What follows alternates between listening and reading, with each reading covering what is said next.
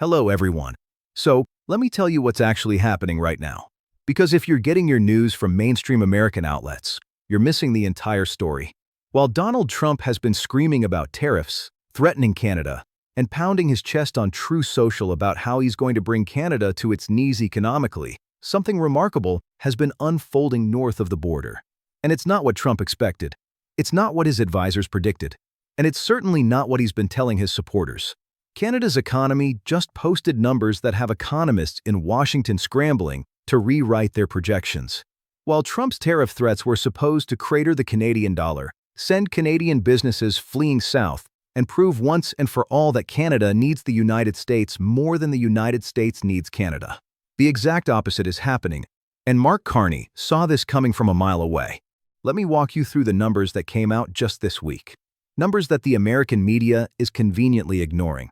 Canadian inflation dropped in February. Not held steady, not increased slightly, dropped. This is while the American economy is dealing with inflation pressures that Trump's own policies are making worse. The Iran war that he escalated, then said he'd wind down, then escalated again, is sending energy prices haywire. His tariff threats are creating supply chain chaos that's hitting American consumers directly in their wallets. And yet, Canada's inflation is going down. Now, you might be asking yourself, how is that possible? How is it possible that while Trump is wielding tariffs like a weapon, Canada's economy is actually stabilizing? This is where Mark Carney's master plan comes into focus.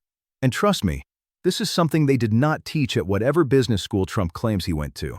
Mark Carney understood something fundamental that the Trump administration, in all their bluster and America First rhetoric, completely missed. When you threaten a trading partner, when you treat them like an adversary instead of an ally, you don't just change trade flows. You change behavior, you change priorities, and you change entire economic strategies. Carney responded by doing something brilliant.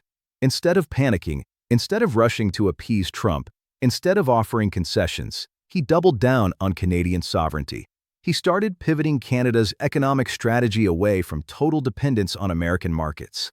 He began strengthening ties with other trading partners, invested in domestic infrastructure, focused on housing, and worked on building Canadian resilience from within. The nomination of Annette Ryan as Parliamentary Budget Officer this week is actually a key piece of this puzzle. Canadian Conservatives in the bloc are raising concerns about whether she'll be independent enough from Carney's government. But here's what they're really worried about.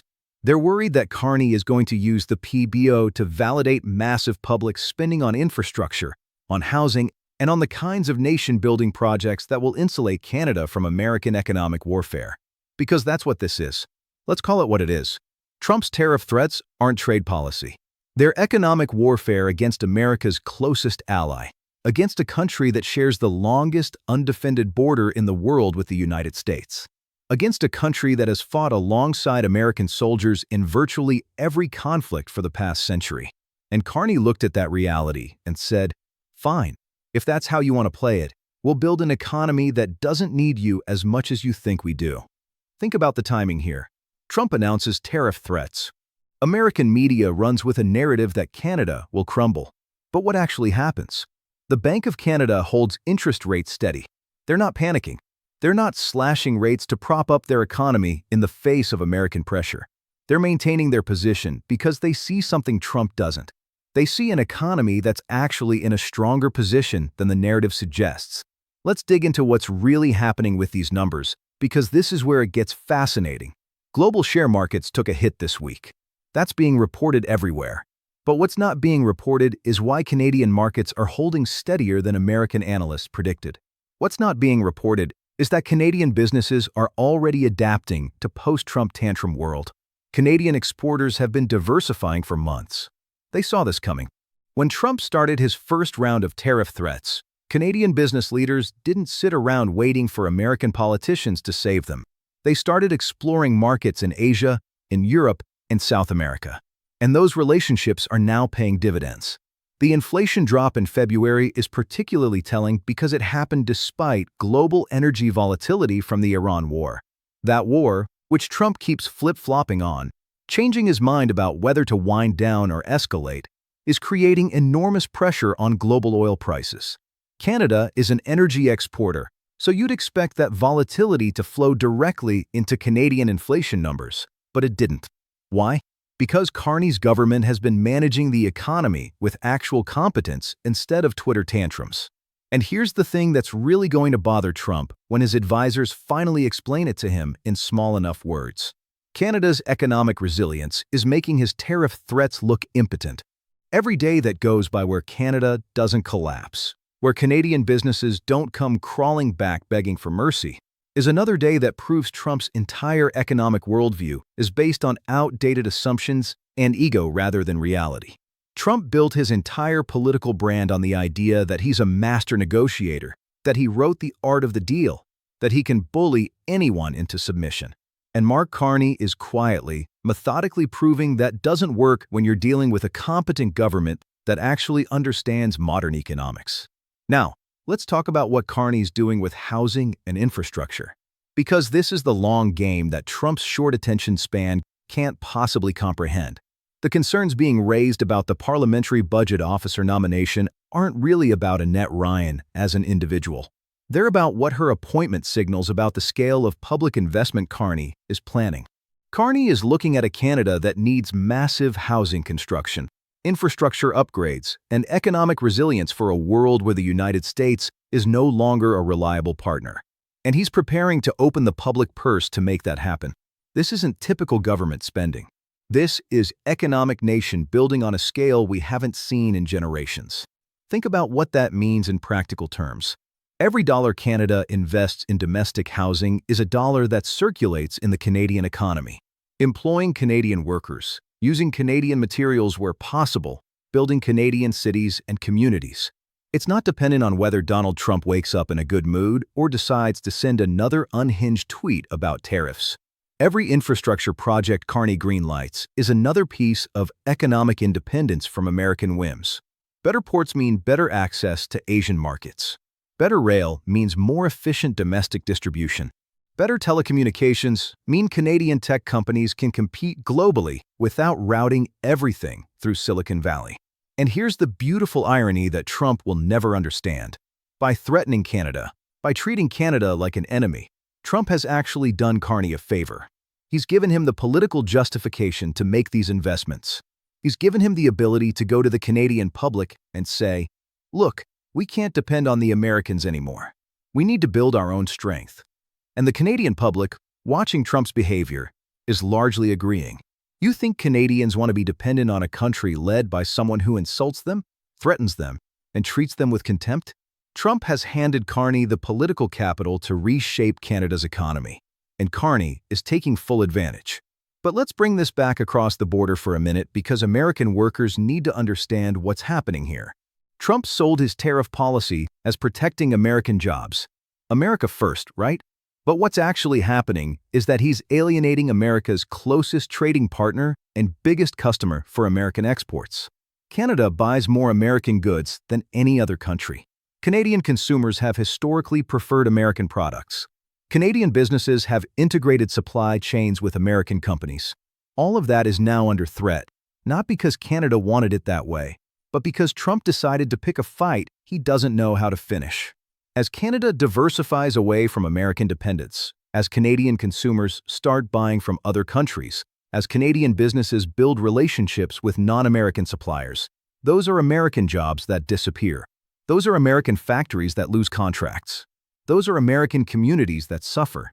Trump doesn't understand this because he doesn't understand basic economics. He thinks tariffs are paid by other countries. He thinks threatening allies makes them respect you.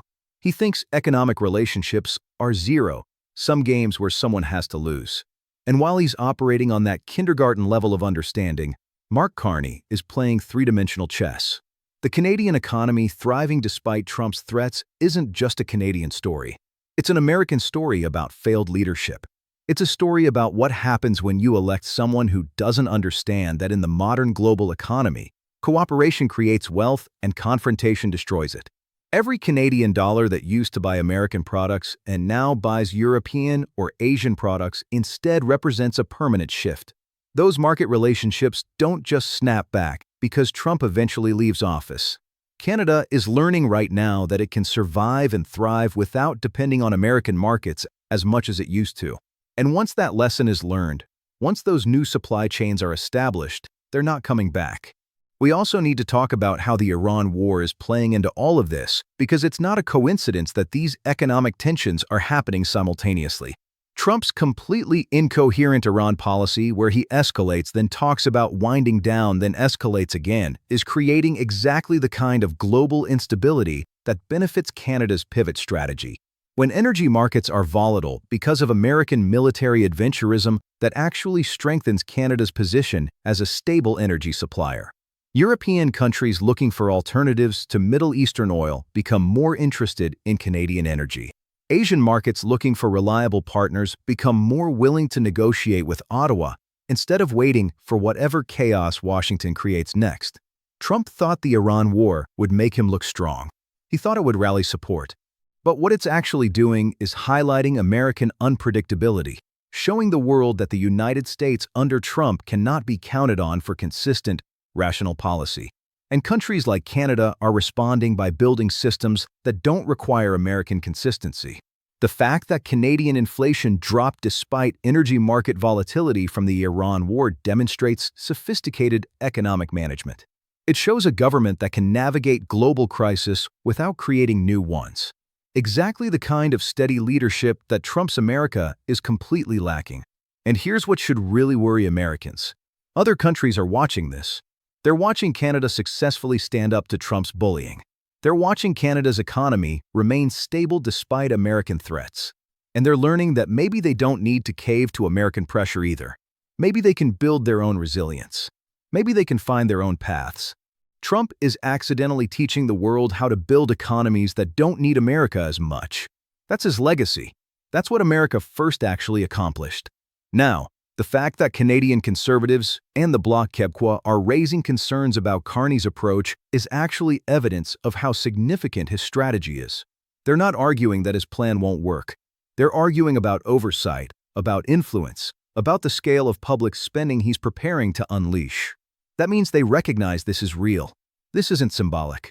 Carney is preparing to fundamentally restructure how Canada's economy operates. And even his political opponents understand the magnitude of what he's attempting. Their concerns about the parliamentary budget officer are really concerns about whether they'll have any ability to slow down or redirect what Carney is planning. And think about what that means for Trump's strategy. Trump thought his tariff threats would create chaos in Canada. That Canadian politicians would turn on each other, desperately trying to figure out how to appease him. Instead, the debate in Canada is about how best to implement economic independence from the United States. The debate is about how much public spending to deploy, not whether to deploy it. The debate is about the details of Canada's pivot away from American dependence, not whether that pivot should happen. Trump unified Canada against him. He gave Canadian politicians of different parties a common cause. He made Canadian economic sovereignty a winning political issue. You cannot buy that kind of political gift. And Trump handed it to Carney for free. So where does this go from here?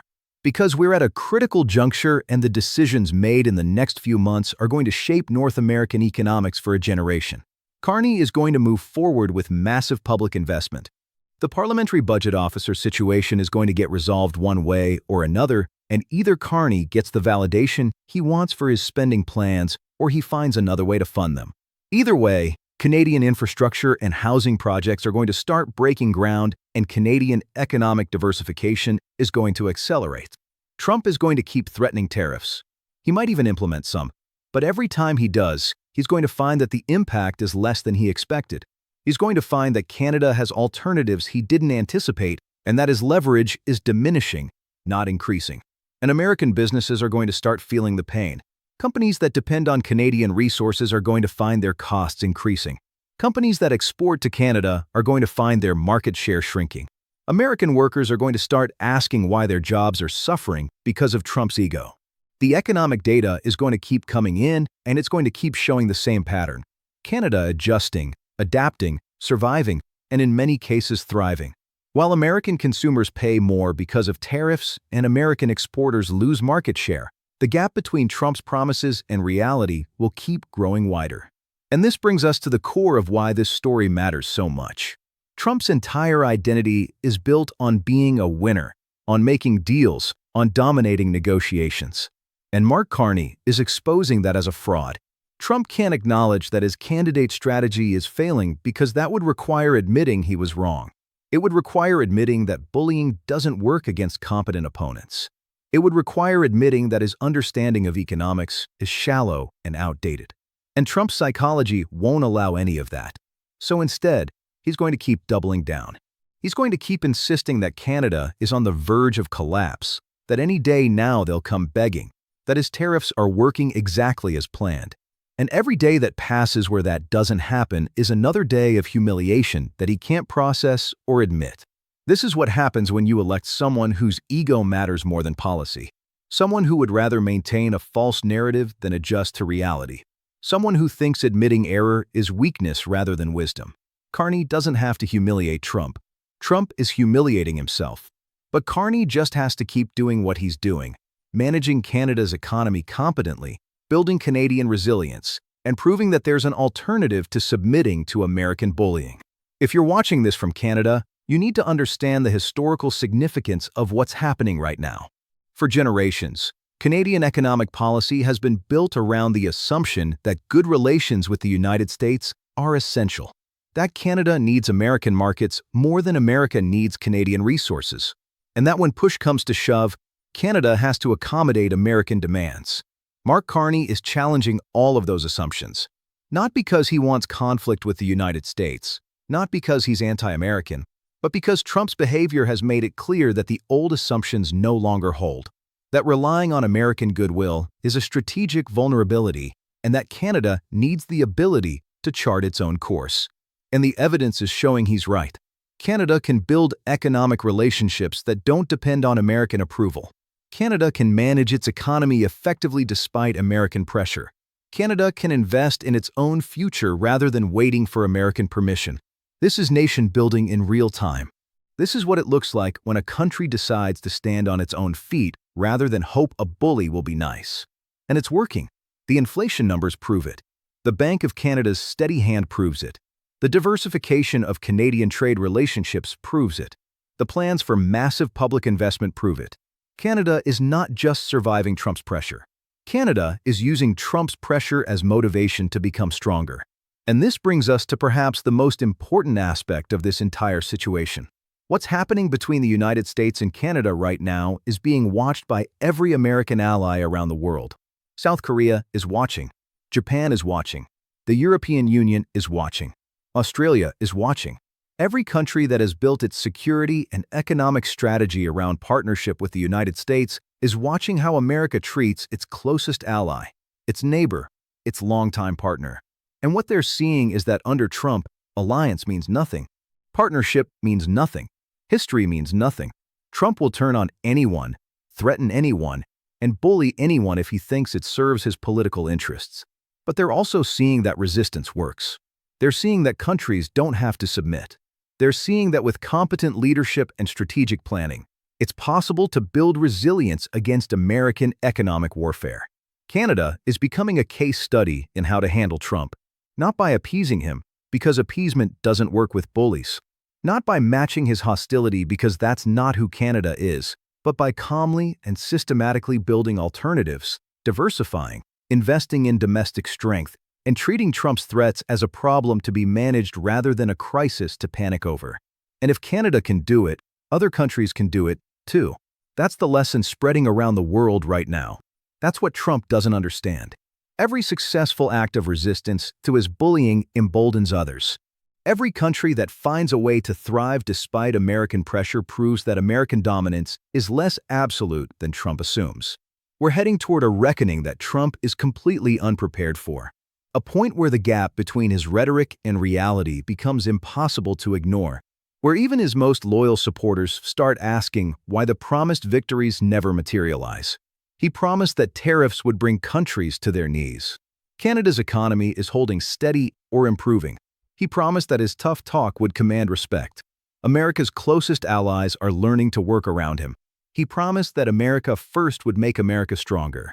American workers are losing jobs and paying higher prices. At some point, the bill comes due. At some point, the consequences of incompetent leadership catch up with even the most skillful liar. And we're watching that process unfold in real time with Canada. Mark Carney's master plan wasn't complicated. It was just competent. Build economic resilience. Diversify trade relationships. Invest in domestic strength. Maintain steady, rational policy even when your neighbor is having a meltdown. Execute the fundamentals of good governance. The fact that this is defeating Trump's strategy tells you everything you need to know about how weak that strategy actually was. Trump thought volume was the same as strength. He thought threats were the same as leverage. He thought other countries would be too afraid or too dependent to resist. He was wrong on every count, and Canada is proving it. Looking forward, the pattern emerging here is going to define international relations for years. The Trump presidency, however long it lasts, has permanently changed how countries think about their relationship with the United States. The assumption of American reliability is gone. The assumption that American leaders will honor alliances and partnerships, that's gone, too. Countries are learning that they need contingency plans. They need the ability to function even if America becomes hostile or unstable. And once those capabilities are built, once those alternative relationships are established, they don't just disappear when a new American president takes office. The diversification that Canada is pursuing right now, those new trade relationships, those new supply chains, those investments in domestic capacity, they're going to outlast Trump. Future Canadian governments might repair relations with the United States.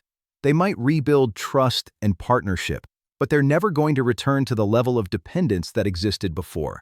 They're never going to put all their eggs in the American basket again. Trump has taught them that lesson permanently, and that's true for every American ally watching this play out. The world is learning to function with less American involvement, less American leadership, and less American reliability. And once they learn how to do that, once they build those systems and relationships, there's no going back. Trump thinks he's making America great again. He's actually teaching the world how to make America less necessary. That's going to be his legacy. That's what history will remember. So here's where we are. Canada's economy is performing better than Trump's threats predicted. Mark Carney is executing a strategic pivot that's building Canadian independence from American economic pressure. The data shows inflation dropping, the Bank of Canada holding steady, and plans for massive public investment moving forward. Trump is trapped in a narrative of his own creation where he has to keep insisting he's winning, even as the evidence shows otherwise. He can't back down without admitting error. He can't escalate without making things worse. He can't achieve the results he promised because his fundamental understanding of how economics and international relations work is simply wrong. And every day this continues, Canada gets stronger and American credibility gets weaker. Every day Carney's plan unfolds successfully is another day proving that competent governance beats bombastic threats. Every day Canada thrives despite American pressure is another day of humiliation for Trump that he's psychologically incapable of processing. This is what it looks like when ego-driven policy meets reality. This is what it looks like when bullying tactics encounter actual resistance. This is what it looks like when an incompetent leader picks a fight with a competent one. The story isn't over. The economic competition will continue and the political tensions will persist. But the trajectory is clear. Canada is building resilience and independence. America is losing influence and credibility, and Trump is being exposed as exactly what he's always been. Someone whose understanding of strength is entirely performative rather than substantive. Mark Carney didn't set out to humiliate Donald Trump. He set out to protect Canadian interests and build Canadian prosperity in a world where American partnership can no longer be counted on. The fact that successfully executing that plan humiliates Trump is just a side effect of the gap between Trump's self-image and his actual capabilities. And that gap keeps growing with every economic report, every successful Canadian policy implementation, every day that Canada demonstrates you don't have to submit to American bullying to succeed. That's the real story here. That's what the mainstream American media won't tell you. That's what Trump supporters can't accept. But it's what the data shows. It's what's actually happening. And it's going to keep happening no matter how loud Trump screams or how many threats he makes. Canada's writing the playbook for how to handle Trump.